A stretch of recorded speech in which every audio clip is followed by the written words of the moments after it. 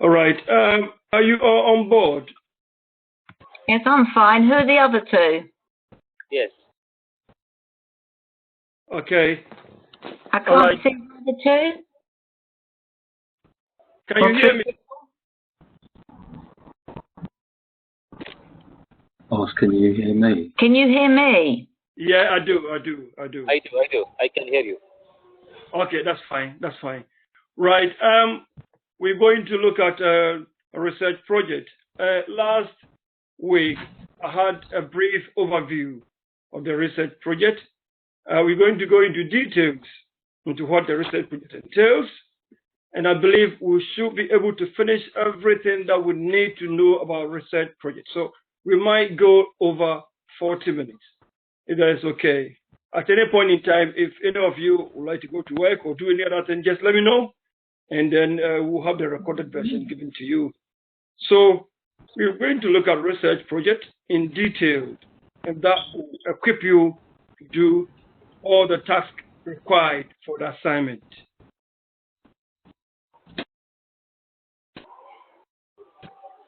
For learning outcomes, we should be able to develop an appropriate research question for any business research project. We should be able to develop a research proposal. We should be able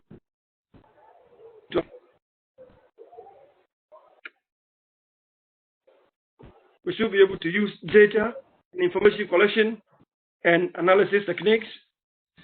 And finally, we should be able to present research with conclusion and make recommendations based on research. Good. So we'll try as much as possible to cover everything that we cover. Right. For any research, we should have a blueprint, which is a proper proposal and written for. Right.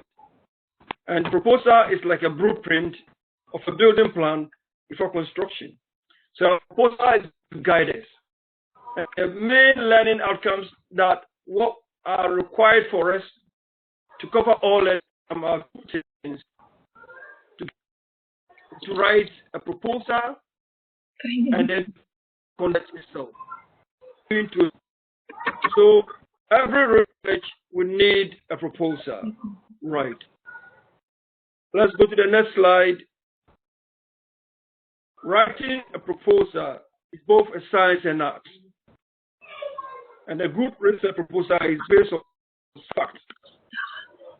So,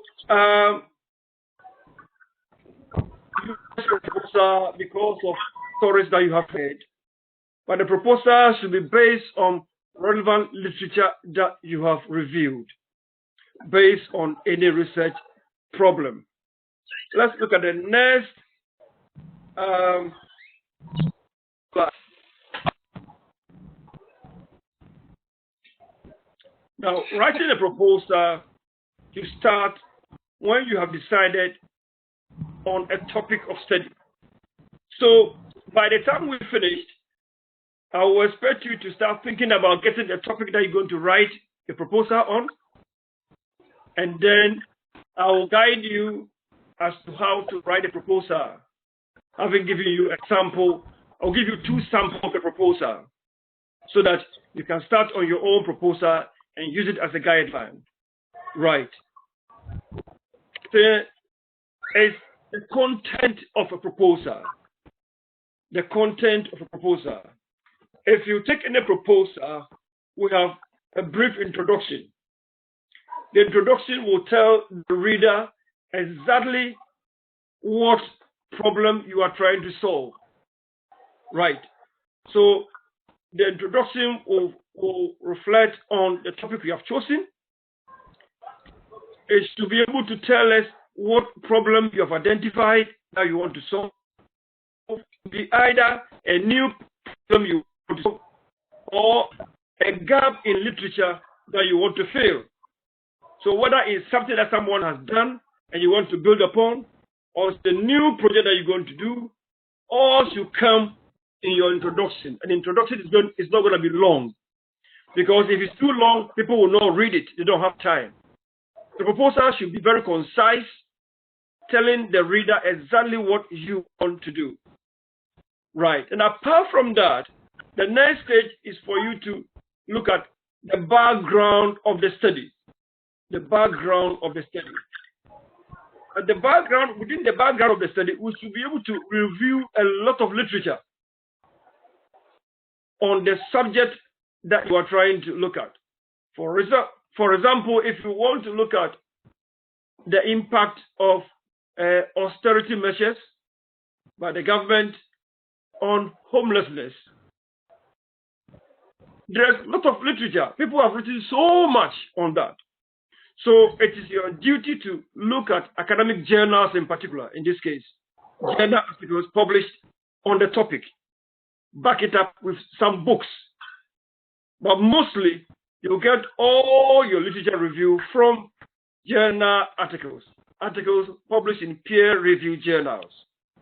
That will give you broadly what others have done in the field, and then from that, you can build your study on that. And the background and literature review column carries a lot of weight. That shows the reader that you have actually done your research before you have decided to embark on the project. Now, the next stage from the background, you need to be able to come out with the aim of the study, and out of the aim, you can design 1, 2, or 3, 4 objectives that you are going to use to achieve the aim. I'll come into details for every of the points. I'll come to details. So after the end of the study, the next step in the proposal stage is the methodology. The method session will tell us how you are going to carry out your study. I'll break it down within the next slide for you to understand. After the method, you should be able to tell us why it is important to do your study. And that is your justification for the study. And having done that, you look at any ethical issues that will arise out of the study. For instance, if you are going to interview patients or customers in the shop, what are the ethical implications? Can you guarantee that all that they will say will be used for the research only, and that you will not sell their information somewhere else? Or any personal identifier like names, addresses will not feature in your research. So those are ethical issues that you need to look at. And then you have to come up with the time frame that you're going to do the research. You tell us if you're going to do it for 6 months, 2 months, or you're going to use 1 month to do your research. Give it the time frame. If it's 1 month, what do you do in the first week, second week, third week, and the fourth week? And you can show that by either using a work schedule or a Gantt chart. They are the tools that you can use. Gantt chart is more graphical, and the work schedule is a breakdown of all the activities that will take place within the project. And then if it's a big project, you have to think about personnel needed, people that will help you in doing your research, and whether such people are available to support you. Again, you can look at things that you will need. Maybe you need some stationery, some computers, and other things that you will use to produce your questionnaire or interview schedule, and whether they are available. And then you look at your budget, money that is going to be involved in the research budget. So these are the content, the key content that you find in any good research proposal. Of course, with student proposal, most often the budget aspect doesn't come in proper. But if you want to do any other research, the budget aspect must come in. Right. So we're going to take each of the points that I've raised here one after the other to give you detailed explanation of each. So let's look at the next slide here. Introduction. In the introduction, you need to come out with the proposed problem to be studied. Slides and just do it yourself. Don't need any shit. No. So the first thing that comes into the introduction is the proposed problem.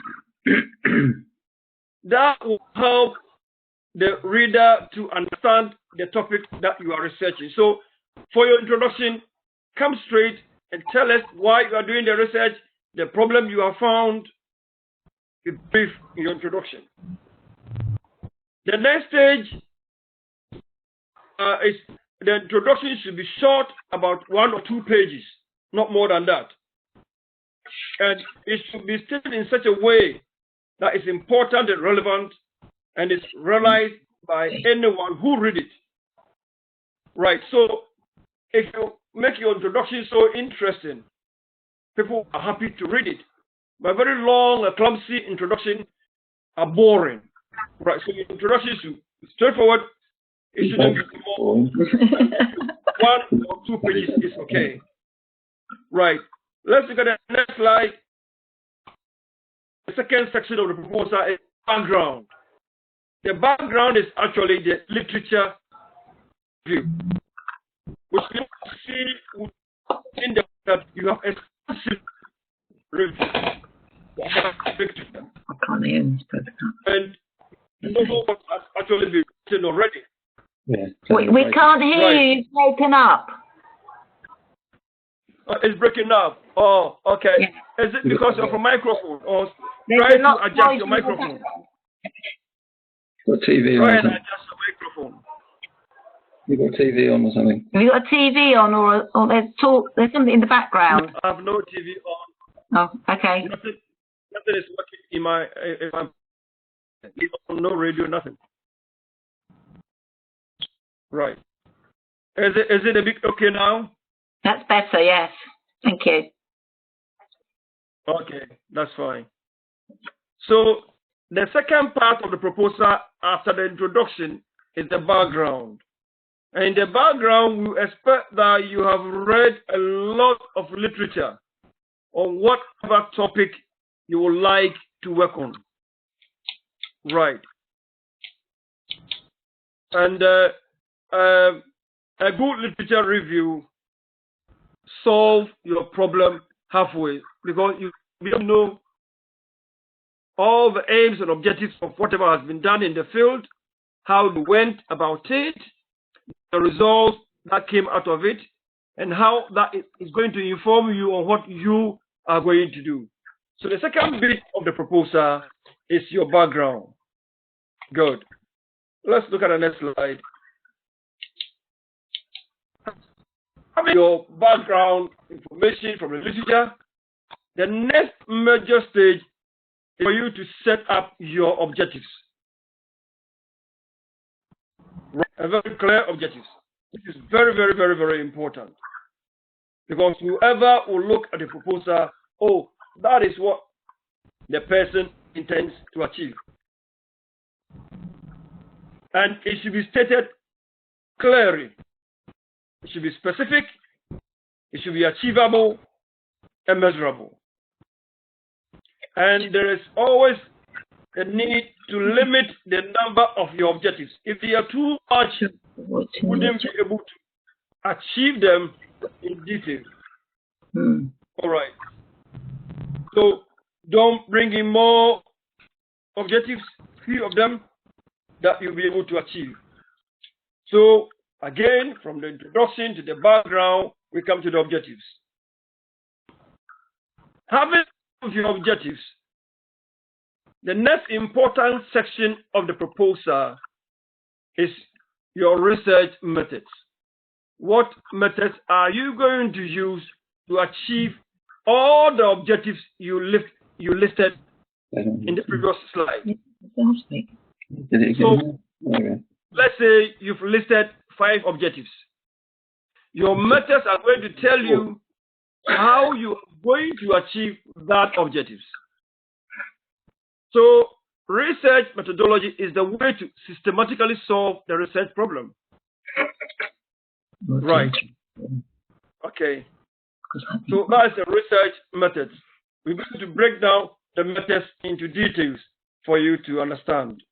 So the method is just the systematic way that you're going to follow to research your problem.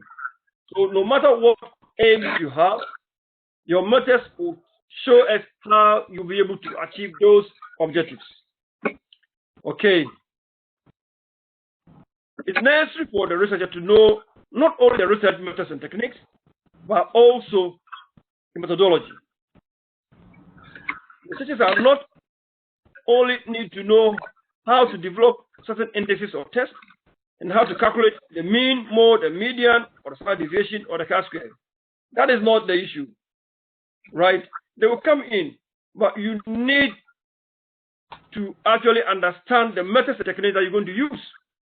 If you understand the methods well, then when you come to the analysis stage, you will be able to understand whether there's a need for you to use any statistics, mean, mode, median, and the rest, which are all descriptive statistics. We'll come into details of how to do the analysis. We are still on methods. And within the methods, it's essential to discuss procedures clearly and completely with considerable amount of details. Because whoever reads your methods should be able to duplicate your research in another area using the same method that you have explained. So that can be used to validate your results. So if you have done the research in Manchester and someone would like to do the same research in Birmingham, they should be able to follow the same methods that you used. That is why there's a need to discuss procedures clearly and completely with considerable amount of details. So your methods should be very, very detailed.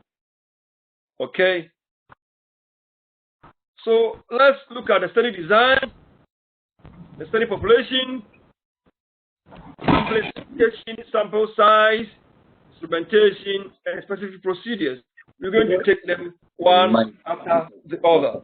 Degree. This isn't what this is. One after the study design. It's talking about this is a degree in itself. Like they did for my job.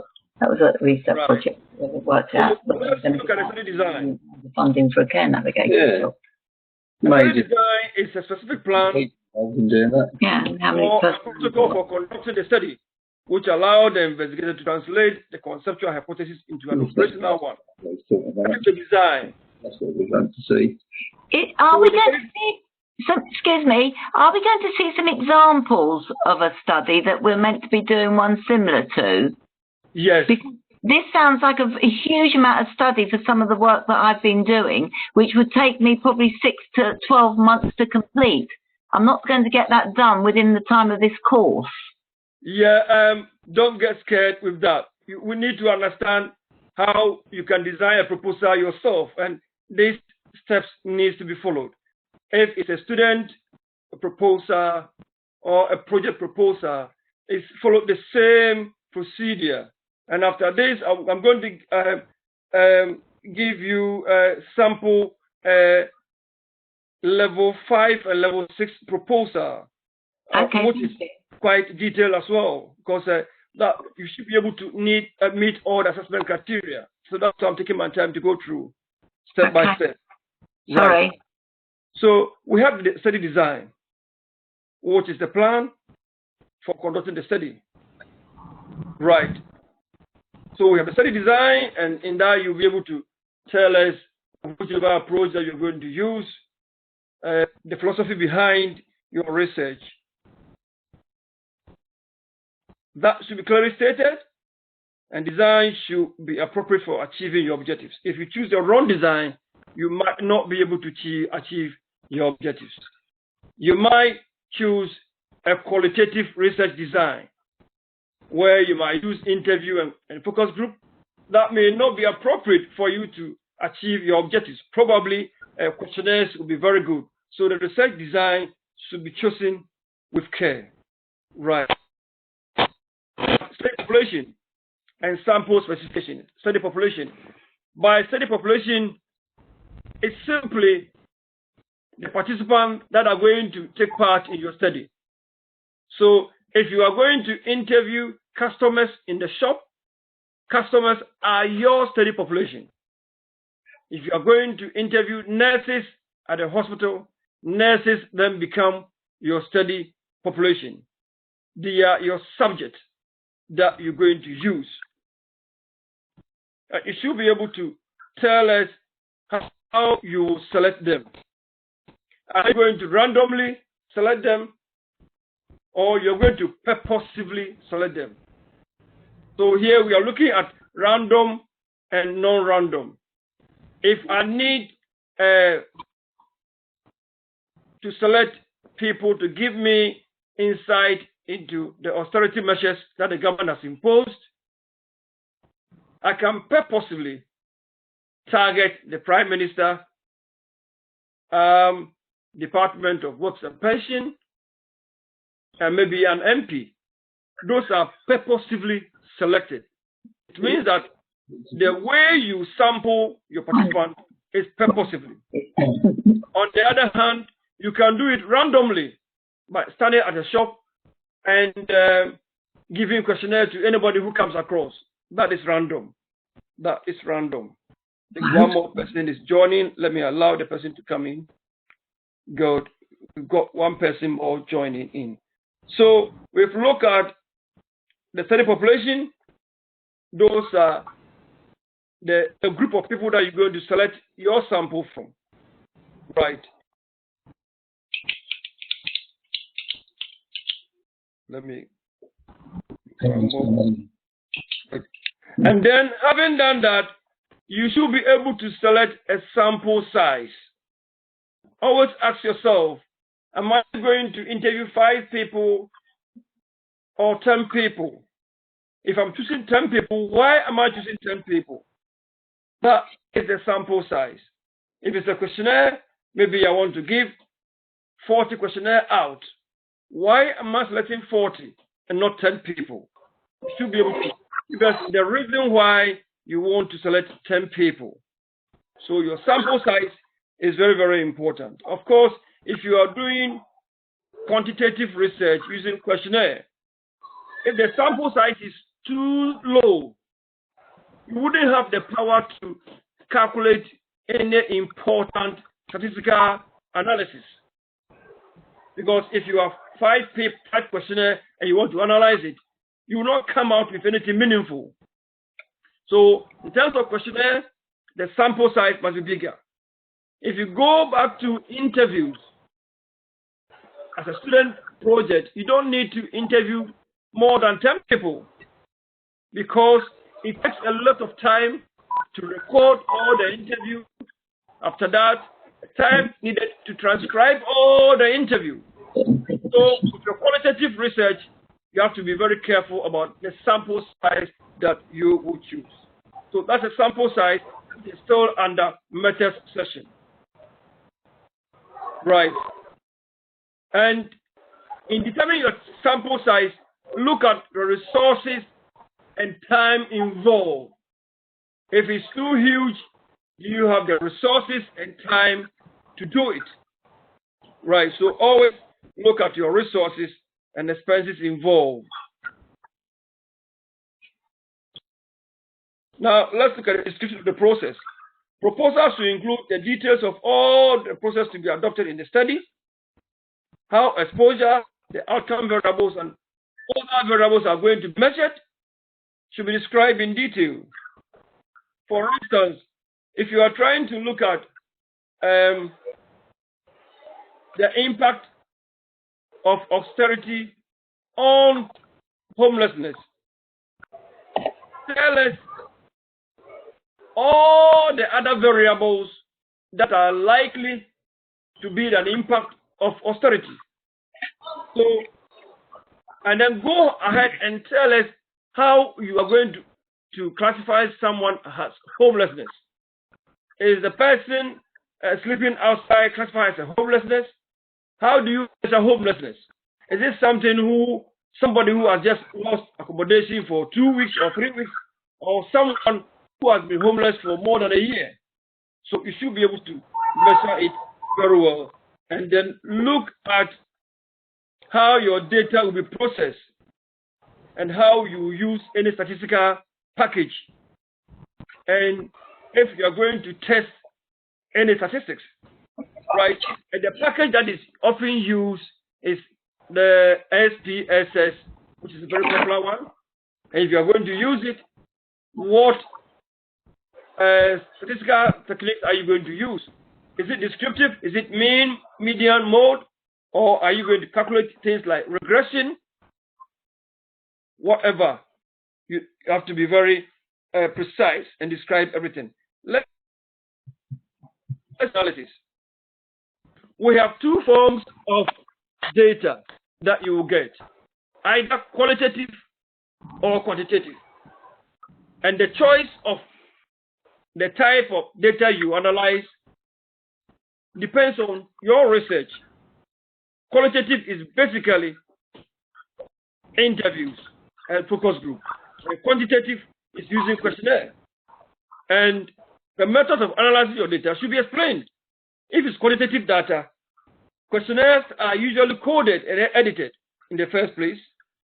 And then you input all this data into SPSS for analysis. Either you are using descriptive analysis by using mean, median, mode, together with tables and graphs, or advanced statistical analysis using statistical tools such as regression and factor analysis. That is quantitative using questionnaire. Let's look at if you want to go the qualitative way using the interview. In terms of qualitative data, the interview is actually recorded. After the recording, if you come home, you transcribe all the recording verbatim, word to word. And you can use what is called thematic analysis to tease out main themes coming out of the interview. So you group the main themes together, and that is what you're going to write about. Right. So it could be quantitative using SPSS, or qualitative, just recording and transcribing. So if you use the qualitative one, you transcribe everything that they say verbatim. Get all the themes, and get all the themes out of it. After that, you'll be able to write your results from the interview in your own words. And then you can put some of the verbatim quotes within your report. Right. That is data analysis. It's still under methods. And then apart from that, you look at time frame or work schedule. The proposal should include the sequence of tasks to be performed and the anticipated length of time required for its completion and procedure required. So you should always have a time frame or work schedule as part of your proposal. It's a requirement. And the time frame can either be presented in tabular or graphic form, which is the Gantt chart. You can have a flow chart and other diagrams often useful for highlighting the sequencing and interpretation of different activities within the study. So you can use a Gantt chart or table. Right. Sample Gantt chart. That is a sample Gantt chart, and I expect you to have such sample Gantt chart as an appendix to your proposal. I'll look at it. The Gantt chart actually tells you what you will be doing 2 weeks to write chapter 1. Throughout your research. At the top, we have weeks there. We have 1 to 12 weeks. 1 to 12 weeks. So week 1 and 2 in red is showing that you'll be writing chapter 1. And then week 2 and 3, also in red, you'll be writing your literature review chapter. And then week 3, week 4, you'll be conducting your interview. Week 3, 4, 5, you'll be transcribing the interview. Week 4 and week 5 in red, you'll be doing your data analysis. You're interrupting. And then week 5, week 6, week 7 show that you'll be writing results and discussion. 10 credits. That's enough a degree. Week 7, week 8, you'll be writing your conclusion chapter. And then week 8 and 9, you'll be writing your draft dissertation. And then week 9 and 10, you could have your final draft, and then you submit your thesis within week 11 and week 12.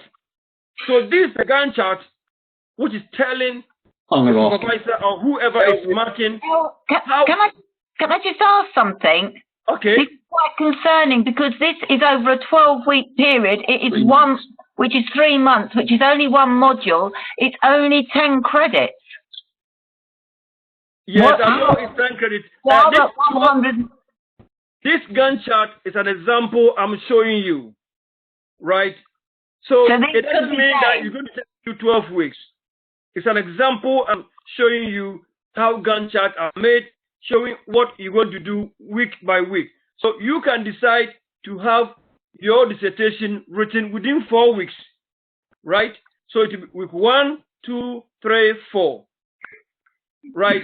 If you are going to use days, maybe 7 days to do your dissertation, instead of weeks, you write the days. So day 1, what you do, day 2, day 3, day 4. Okay, I see now. Okay. All right, so it's just a guide. Okay. Right, good. So that is a sample Gantt chart indicating how you'll be able to show the process that you're going to do your work. Because if it's being supervised, then they will expect you that, oh, your Gantt chart is saying that week 1 and 2, you are writing chapter 1. And you are expected to submit chapter 1 for supervisor to have a look at it. Right.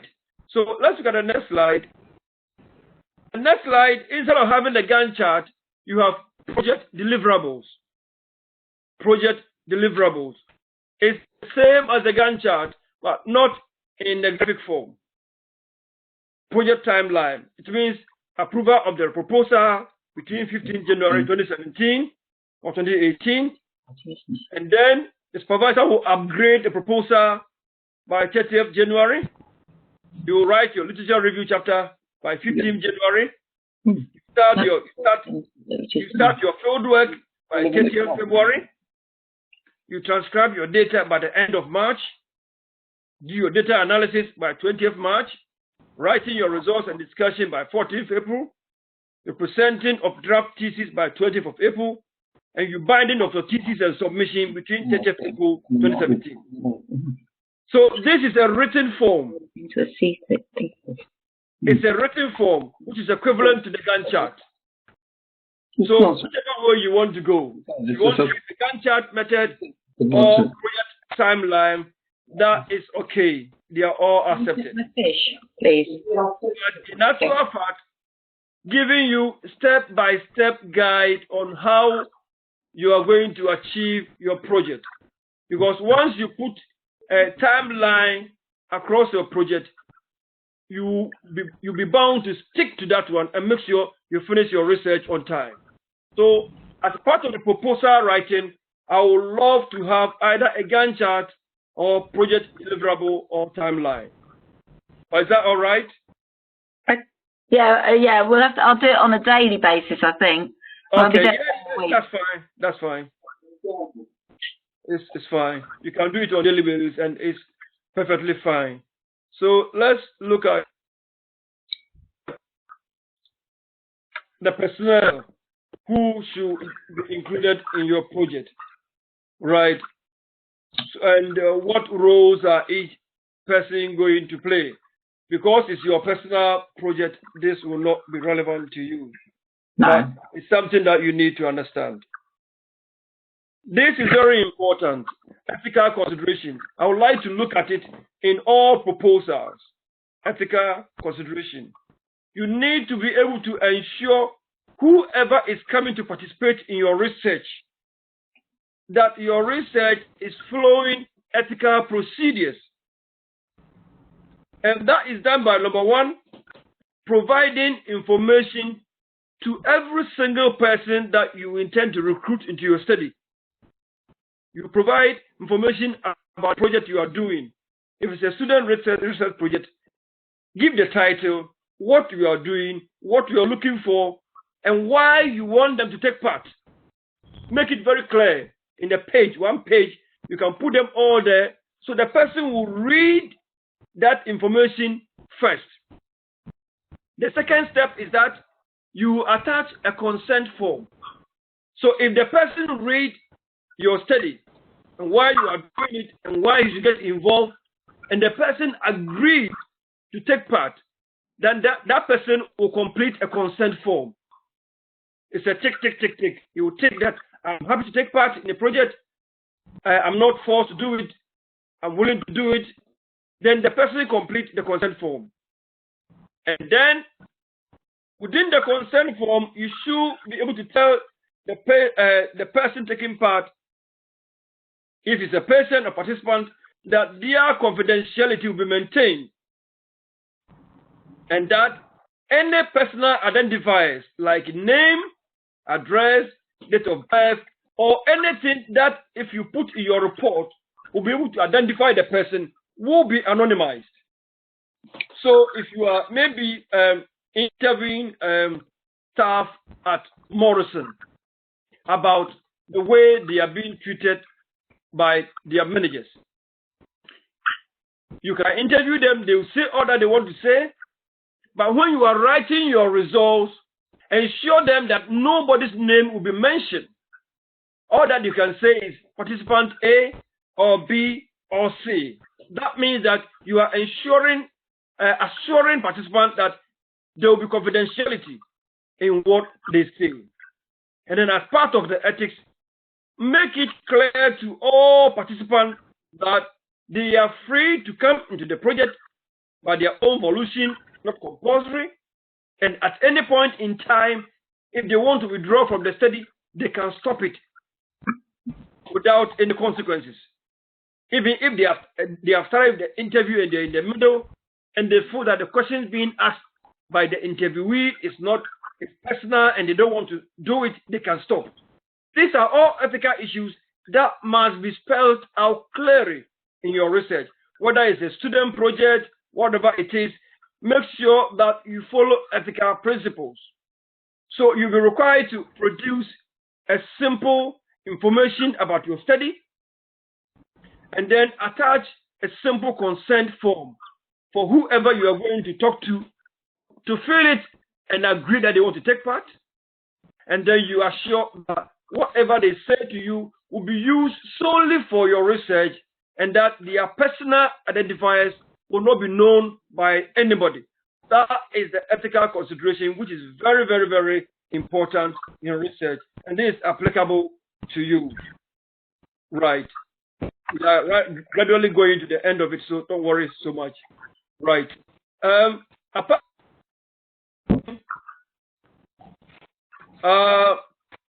You should be able to come out with things that you require. Computers, few things that you will need. You don't have to use any lab chemical, nothing. It's going to be papers, laptop that you're going to use to do your work, and the rest, the facilities, which I will not bother you. I will not require this one from you. But the ethical consideration is very important. It's mandatory. You need to be able to have that as part of your proposal. You can roughly estimate how much it's going to cost in carrying out a study. Even though you're not getting any funding from anywhere, you can put down something small about budget, how much it's going to cost you in your project. Right? Salary for staff, travel budgets, and the rest. I mean, if your husband is going to help you in distributing your questionnaire, how much are you going to pay him, and all that. Those are all brief things, which I will not bother so much for your research. Right, so that's it today.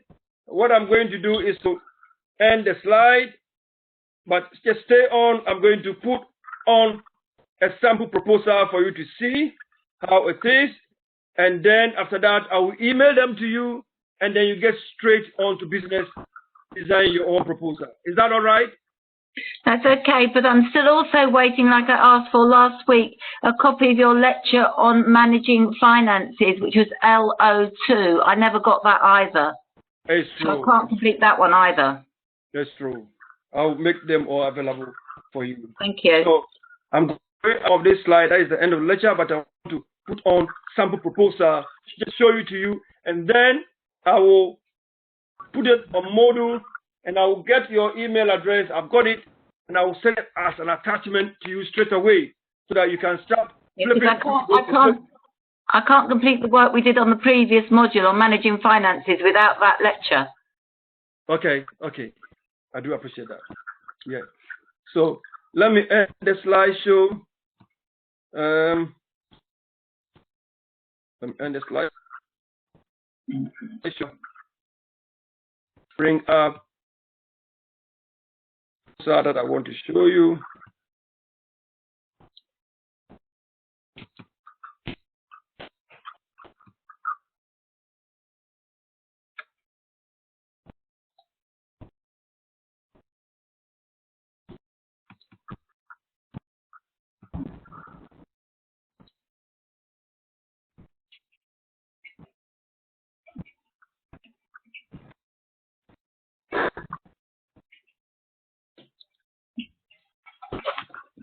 I'm going to have my computer trying to restart. It's very annoying. Right. I need to write things. Proposal. This would be really handy if you were writing this, but I'll write it.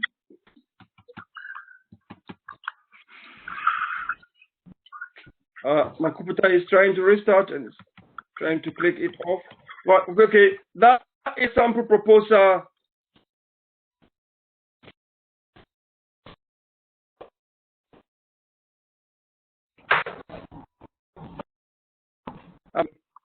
Which I'm going to send to you straight away.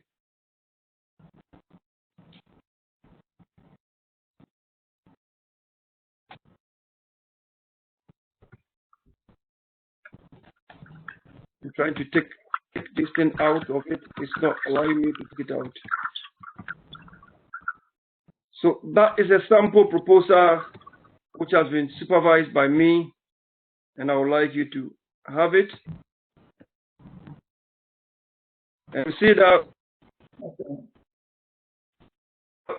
the system is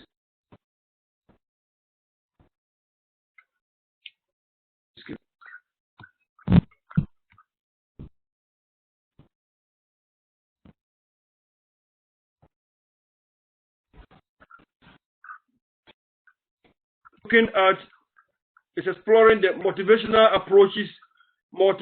approaches used by TESCO to help the performance of employees.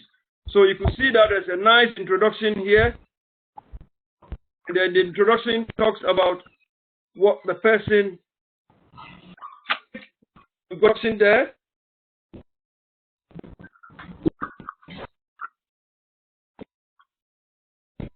Use the Tesco Extra South Bridge in London. So they describe the study area.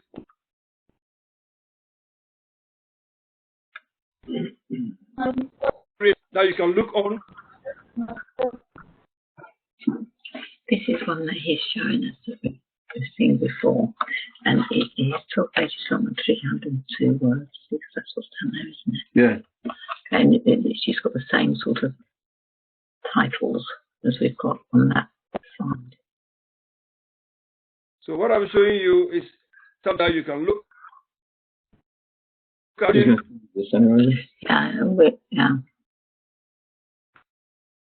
there's this research again. There's methodology we did. The research methods is also there. It's following the objectives.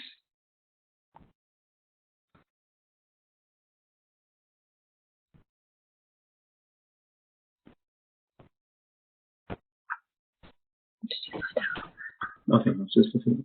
Used. You also have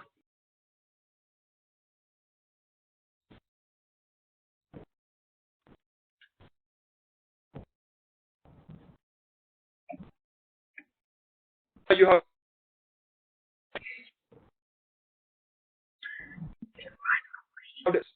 So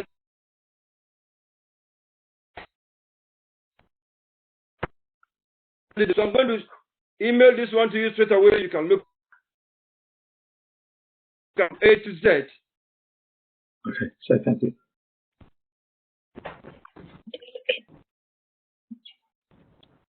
You need to mention that reading list. And it's just trying to. I've found listening to this. I've already been, hello, I haven't got only two, but I've already pointed that out. Well, none of that. It's all those the text and the reading lists. He's got a reading list there. I thought Another proposal. Okay, there's just one other thing. When I'm trying to do the questions on managing finance, there's no actual reading in that you've given me. They've given me a reading list, but I haven't got those books or access to them, or the quotes from them that I need to answer the questions. And Ronan said they would all be. And I was told that they would all become either e-books or I could get them from, they'd be available for me to read, but I haven't got any of the e-books, I haven't got any of the literature to read. I've got the reading list, but I can't actually access that list anywhere.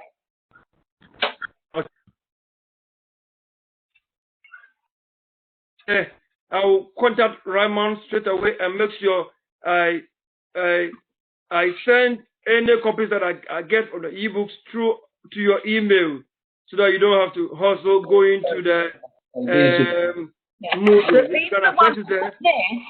I've got the piece of paper that says what I should be reading, what text is by Bradley, Jones, Marr, Quar, and whoever. Okay, but I haven't actually got the bits come up on my account, so I can actually read them. And I can't go them at the public library because they weren't available. Let me talk to Mr. Rahman on that, and then I will make sure that those books are available for you, right? Because it's got to be in by the end of next week, and I still haven't been able to get hold of my reading list. That should be fine. I'll do the best I can to get some for you, and then I'll contact Rahman as well. So I'm going to end here and get you the research proposal through your email. Is that all right? That's okay, lovely. Thank you. Have a nice weekend. Okay, thank you very much. Thank you. Have a good weekend. All right, same to you. Bye. Bye.